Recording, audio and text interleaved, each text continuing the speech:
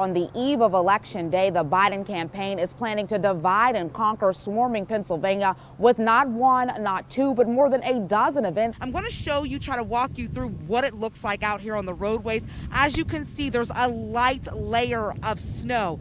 That right underneath there is that slippery ice, and that is causing for dangerous slick roadways. This is the Kramer Glass Brothers Incorporated, a staple in Camp Hill since 1962, now destroyed after early morning fires ripped through the building. One of the things that we noted is that he is encouraging mask wearing, and also we've even seen him in the last week or so wearing a mask. So why the pivot? One of the big things that you wanted to push was to get voters out to the polls. Are you disappointed by the voter turnout that we saw happen last night? Less than 30% of registered voters in the city actually came out to the polls. They said that this is an important issue that affects the entire Harrisburg. They say when everyone is thriving, then that is when the community itself is thriving, and they want to make sure that transparency as well as accountability and policing is tackled head on by this next mayor. Today kicks off what would typically be one of the busiest travel seasons of the year, Thanksgiving, but already many travelers have changed their holiday plans due to the coronavirus. Jurors deliberated fairly quickly in about less than 10 hours when they decided that Officer Derek Chauvin was guilty. For many Americans, it's been nearly 365 days since they first saw that viral video of an officer kneeling on the neck of George Floyd. Do you think it's historic, or do you think that this should be the expectation that everyone, regardless of color, race, creed, nationality, receives justice? Evan, is your mom a super mom? Yes, Can you tell me why? because she takes care of a lot of people. Couldn't ask for a more beautiful day for service, and that is exactly what is happening right here. We are here at Project Share's weekly farm stand, where every Tuesday and Thursday you guys are out here serving the Carlisle community. Tell me a little bit about this organization. Here on City Island, most notably, no baseball. F&B field empty, no fans in the stands, and no players on the field. But tonight, that all changes. Governor Tom Wolf received his first dose of the Moderna vaccine right inside these doors at the Family First Clinic here in York. We were there as he got the shot, and you can hear him quietly saying, "Wow, that was it." An estimated 2,000 families have been evicted in Dauphin County since the CDC moratorium was put in place back in September. But Jennifer Caroma, a healthcare worker and single mother, never thought it would be her.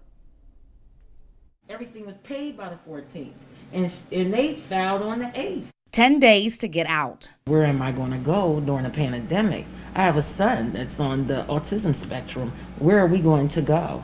After paying everything she could, healthcare worker Jennifer Caroma's Lower Paxton apartment complex evicted her. She put this paper in front of me again, and I said, I paid this balance. What balance are you talking about?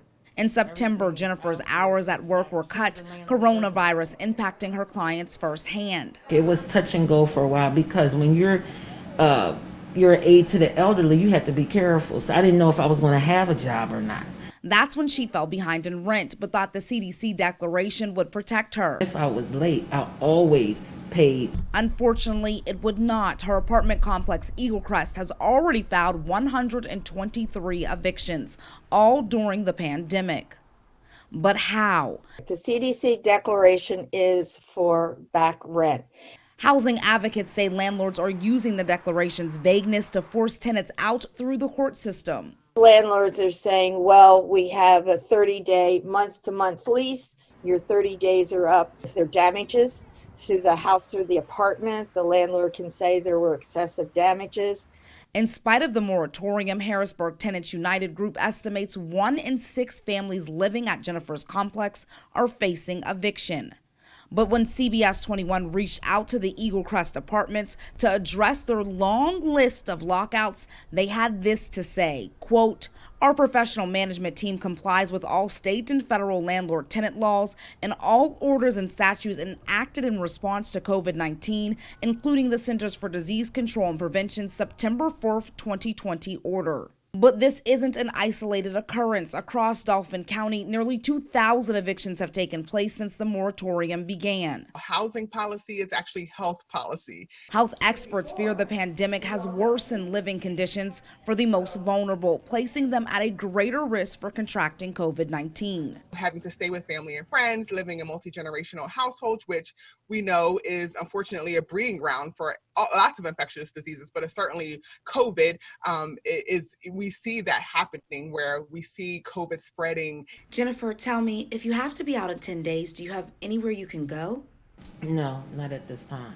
Some local lawmakers now saying more must be done. This is a stopgap. This is a short-term approach, which is about not making a crisis worse for people who are vulnerable. In Harrisburg, Bill 21/2020 prevents city evictions and places fines on landlords upward of $10,000 who try to force tenants out. We're going to take this 1 month at a time because it is an extraordinary exertion of power and it must be done. The Pennsylvania Apartment Association cautiously supports the expansion of the measure under one condition. We ask our residents apply for the state's rent relief program. Landlords say in order to keep tenants, they need more assistance. We pay for cleaning expenses and maintenance expenses, insurance, taxes, payroll, etc., mortgage payments. And we're not able to pay that without the residents paying. But not every municipality has or can offer such resources, and not every landlord is willing to accept this form of payment. For some reason, landlords are deciding that they just want to take a chance with another tenant maybe that has more steady income. As record evictions continue, the public health crisis against COVID-19 will only worsen. While the crisis is in place, we need to help make sure that people feel secure in their homes and that they have safe and affordable housing. But until the CDC declaration is strengthened or a permanent federal policy put in place, tenants like Jennifer, who don't live in a city where additional measures have been taken, will fall through the cracks. Never been evicted. I'm trying to figure out what I'm going to do. CBS 21's Talia Kirkland live this morning with an exclusive interview with that woman who says she was restrained while half naked. Talia, I mean, obviously there's a lot that goes into this case. What are you learning? Ryan, that's exactly right. There is a lot to unpack with this. Shakira Brown filed a Freedom of Information Act request. That request was denied. She was asking for the body cam footage. But today, after a month of investigation, we have her home surveillance, and we are hearing from her as well as the Susquehanna Township Police and a legal expert, all weighing in. I was in my bed. I was asleep. I heard noises in my hallway, lights. I saw the lights flashing. On Saturday, June 11th, Shakira Brown and her toddler daughter had just gone to bed when Brown says the unthinkable happened. Officer after officer entering her apartment unit, 4 in total and all males. I'm disoriented. Waking Shakira out of her sleep and forcing her out of her bed with guns drawn. Show me your hands. Show me your hands. Only to look over and see that these officers, 4, have their guns drawn on me. All while her daughter lay asleep in the next room. Then another officer comes around, grabs me by my wrist, pulls me over to the dining room area. I have a t-shirt on. I have nothing protecting me. Shakira asked officers why they had entered her home. They explained. Their answer she found puzzling. We got a call about some arguing going on in your unit. Because as her Ring surveillance footage shows, the apartment was silent, even as officers arrived and surveyed the building. They entered using a key from maintenance, but both the entrance and search that followed was conducted without a warrant. They searched the bedroom. They proceeded to search my apartment. They searched. They opened the bathroom door. They searched my bedroom, they opened the closets, everything. If you listen closely to this footage, troubling details revealed as you hear Shakira pleading with the remaining officers to leave the bedroom where her daughter, who is autistic and frightens easily, was alone. When a police officer gets a call from a concerned neighbor that something is going on at the neighbor's apartment, that is not an automatic invitation for that police officer to enter a private residence. Civil rights attorney Joel Sansoni explained that Susquehanna Township Police violated Shakara's constitutional rights. That was a bad search. That was a bad entry. That was a violation of this poor woman's Fourth Amendment rights. We coordinated a conversation with Township Police to get their side of the story. At the meeting, Susquehanna Police Chief, NAACP President, and CBS 21 News. Chief Robert Martin standing by his officers' actions. On June 11th, a little bit after 10 p.m., our officers received a report of a potentially domestic and maybe potentially a domestic assault in progress. They were there almost 2 hours trying to make contact. The surveillance picked up none of these attempts, and call logs provided by Shakara have no calls during that time frame. Whether it was, knocking on the door, announcing themselves, making phone calls. But the chief insists that his officers acted in accordance to policy. And everything they did that night was out of care and concern for the occupants of the apartment. What is officers' protocol for entering someone's property? Not every component of policing can be scripted. Chief Martin then emphasizing the potential danger and exigent circumstances. At this particular apartment complex, in the past 2 years, there's been over 29 domestic violence incidents with over 10 domestic assault arrests. Shakira was involved in one of those domestic incidents. Last year in 2020, officers responded to her apartment for a complaint, a dispute between her and her now separated husband. But legal expert Joel Sansoni, a civil rights attorney with an extensive background in police and government conduct, says despite last year's incident, in the eyes of the law, it would still not be enough to enter and then search Shakira's apartment on June 11th, 2021. According to constitutional law, the Fourth Amendment protects people from unreasonable searches and seizures. If there is no sign of immediate danger, law enforcement is required to obtain the appropriate warrant.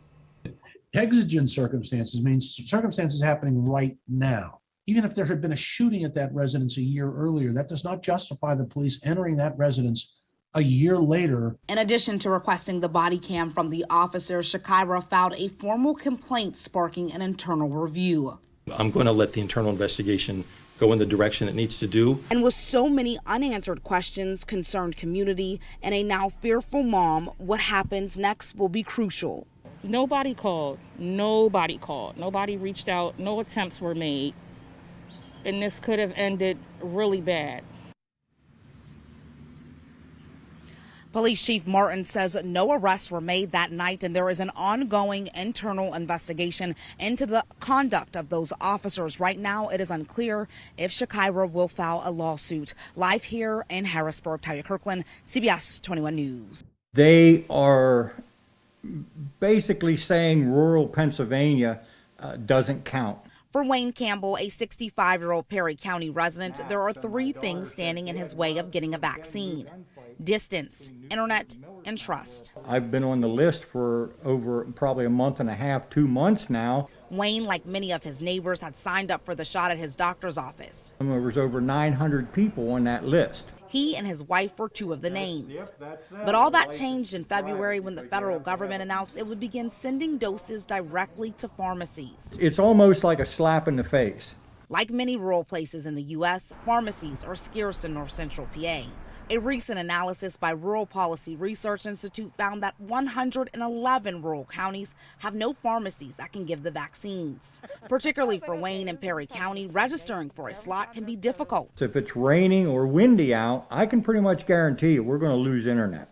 But most importantly, it's trust that may stop many in Wayne's community from getting the vaccine. The biggest problem is we have a relationship with our family physicians. There's also a trust factor there. It's a struggle for the patients in that region. They know their family doctor. They know where that office is. Dr. Dunkelberger, like other PCPs in the region, say if the goal is to reach high-risk rural America, then PCPs should be at the front lines. I think that the driving force behind that is going to be their primary care physicians. And for those like Wayne, they have one simple request. We're not asking to be first. Believe me, I don't think anybody in this county would ever ask to be first. We're just asking to be included. With no hospital system and limited pharmacy access, only 1,700 of the more than 46,000 Perry County residents have been vaccinated. Live in Perry County, Talia Kirkland, CBS 21 News.